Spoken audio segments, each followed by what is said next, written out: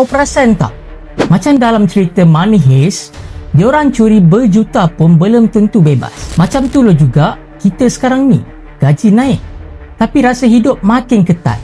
Sebab nilai duit tu sendiri yang makin nipis. Kadang-kadang kita dah plan cantik, bulan ni aku tak nak boros.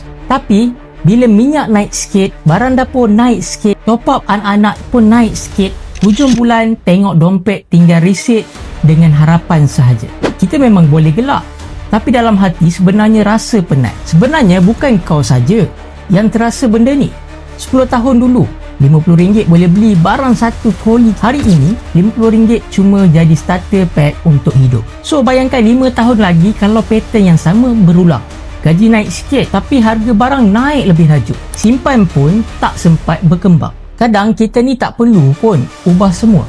Cuma kena ada satu tabiat kecil yang lindungi sikit demi sikit nilai duit yang bocor tu. Benda ni simple sahaja, tapi perlu buat secara konsisten.